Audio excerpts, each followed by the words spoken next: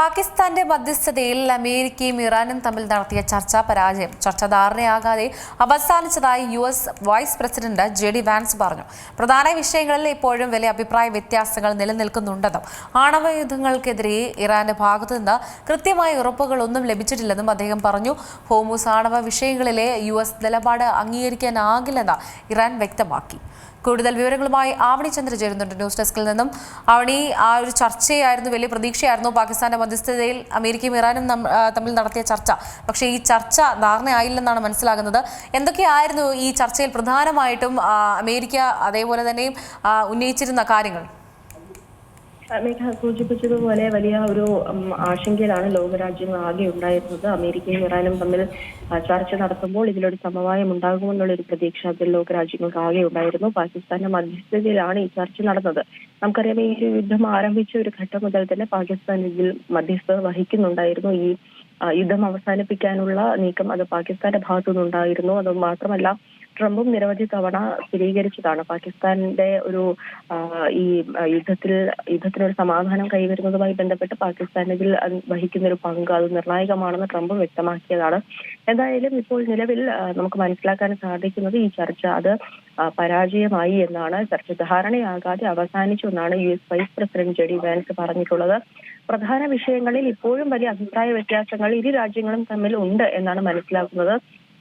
ഈ ആണവായുധങ്ങൾക്കെതിരെ ഇറാന്റെ ഭാഗത്തുനിന്ന് കൃത്യമായ ഉറപ്പുകളൊന്നും ലഭിച്ചിട്ടില്ല. ഈ ഒരു യുദ്ധത്തിന്റെ കേന്ദ്ര ബിന്ദു എന്ന് പറയുന്നത് തന്നെ ഈ ആണവായുധങ്ങളാണ് എന്ന് നമുക്കറിയാം. ഇറാന്റെ പക്കലുള്ള ആണവായുധങ്ങളാണ്.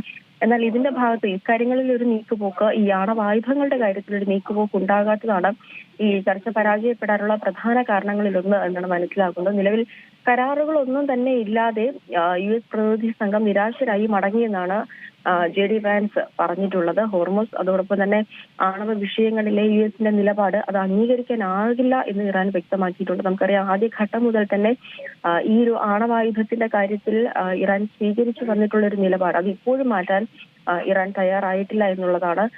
US കടുത്ത നിലപാടുകളാണ് ചർച്ച പരാജയപ്പെടാൻ കാരണമെന്ന് ഇറാനും വ്യക്തമാക്കുന്നുണ്ട്. ആദ്യഘട്ടം മുതൽ തന്നെ ഞാൻ ഈ നേരത്തെ സൂചിപ്പിച്ചതുപോലെ ഈ ആണവായുധങ്ങളുടെ കാര്യത്തിൽ ഒരു തരത്തിലുള്ള വിട്ടുവീഴ്ചയ്ക്ക് ഇറാൻ തയ്യാറായിരുന്നില്ല. ഈ ചർച്ച നടക്കുമ്പോഴാണെങ്കിൽ പോലും അത് തന്നെയാണ് ഇപ്പോഴും നടന്നിട്ടുള്ളത്.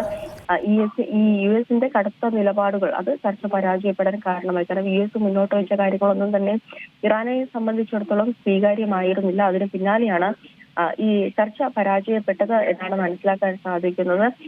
എന്തായാലും ഈ രീതിയിൽ മുന്നോട്ട് പോകുന്നത് വലിയ രീതിയിലുള്ള ആശങ്കകൾ സൃഷ്ടിച്ചിട്ടുണ്ട് എന്ന് തന്നെയാണ് മനസ്സിലാക്കിയത്. കാരണം ഇരു സമാധാന ചർച്ചകളുടെ ആദ്യഘട്ടം ഇത്തരത്തിൽ നിരാശയായി പരാജയപ്പെടുമ്പോൾ എന്താവും ചർച്ചയുടെ ഭാവി എന്ന ചോദ്യം ഇതിനോടകം ഉയരുന്നുണ്ട്. ചർച്ചയിൽ തീരുമാനമായില്ല എന്ന JD വാൻസിന്റെ പ്രതികരണം അത് പുറത്തു വരുമ്പോൾ വലിയ ആശങ്ക അത് ഗൾഫ് രാജ്യങ്ങളിൽ അടക്കം ഉടലെടുത്തിട്ടുണ്ട്. ഇതുവരെ ഇറാനുമായി അമേരിക്ക കരാറിൽ എത്തിയിട്ടില്ലെന്നും അതോടൊപ്പം തന്നെ തീരുമാനമാകാതെ മടങ്ങുന്നുവെന്നും ഒക്കെയായിരുന്നു കഴിഞ്ഞ ദിവസം JD വാൻസിന്റെ ഒരു പ്രതികരണമായി വന്നിട്ടുള്ളത്. അമേരിക്കയേക്കാൾ ഇറാനെ സംബന്ധിച്ച് അതൊരു മോശം വാർത്തയാണെന്നാണ് താൻ കരുതുന്നതെന്നായിരുന്നു ഇതിന് പിന്നാലെ JD വാൻസ് നടത്തിയ മറ്റൊരു പ്രതികരണം. അതായത് ഈ യുദ്ധം ഇത് മുന്നോട്ട് പോവുകയാണെങ്കിൽ ഏറ്റവും കൂടുതൽ ബാധിക്കാൻ പോകുന്നത് ഇറാനെ ആയിരിക്കും എന്നുള്ളൊരു സൂചന അതാണ് JD വാൻസ് വീണ്ടും പറഞ്ഞിട്ടുള്ളത്. എന്തായാലും ഈ ചർച്ചകളുടെ ഭാവി അത് എന്തെന്നൊരു അനിശ്ചിതത്വം കൂടെ ഇപ്പോൾ നിലനിൽക്കുന്നുണ്ട്. ഇതിനിടെ ഈ അമേരിക്കയുടെ കടും പിടുത്തമാണ് ചർച്ചകളിൽ തീരുമാനമാകാതെ പോയത് എന്ന് വരുമ്പോൾ ഗൾഫ് രാജ്യങ്ങളെ സംബന്ധിച്ച് കൂടുതൽ ഇത് നിരാശരാക്കുന്നുണ്ട്. കാരണം ഈ ആക്രമണം കടുപ്പിക്കുന്ന ഒരു സാഹചര്യത്തിൽ അല്ലെങ്കിൽ ഈ ആണവ കേന്ദ്രങ്ങൾക്ക് നേരെ ഊർജ്ജ നിലയങ്ങൾക്ക് നേരെ ആക്രമണം കടുപ്പിക്കുകയാണ് എങ്കിൽ അത് ഏറ്റവും കൂടുതൽ ഇറാനെ ബാധിക്കുന്നതിലുപരി ഏറ്റവും കൂടുതലായി ബാധിക്കാൻ പോകുന്നത് ഗൾഫ് രാജ്യങ്ങളെ ആയിരിക്കുമെന്നുള്ളൊരു ഭീഷണി സ്വരം അത് ഇറാൻ നേരത്തെ മുഴക്കിയിരുന്നു. ആ രീതിയിൽ നോക്കുമ്പോൾ ഈ ചർച്ച അതിൽ ഒരു സമവായമാകാതെ പോകുന്നത് വലിയ രീതിയിൽ തന്നെ ആശങ്ക സൃഷ്ടിക്കുന്നുണ്ട്. മാത്രമല്ല, ഈ ഹോർമുസ് കടലെടുക്കുമായി ബന്ധപ്പെട്ട് നമ്മൾ കണ്ടതാണ് നിരവധിയായിട്ടുള്ള പ്രശ്നങ്ങൾ. ലോകരാജ്യങ്ങൾ ആകെ ഈ ഒരു ബുദ്ധിമുട്ട് അനുഭവിച്ചു വരികയാണ്. ഏത് രീതിയിലാകും ഇതിനെ മുന്നോട്ട് പോവുക എന്നുള്ളത് നോക്കി കാണേണ്ട ഒരു കാര്യം തന്നെയാണ്. ഏറ്റവും പുതിയ വാർത്തകളും വിശേഷങ്ങളും വിരൽ തുമ്പിലറിയാൻ Zee മലയാളം ന്യൂസ് എല്ലാ ഡിജിറ്റൽ പ്ലാറ്റ്ഫോമുകളിലും ലഭ്യം.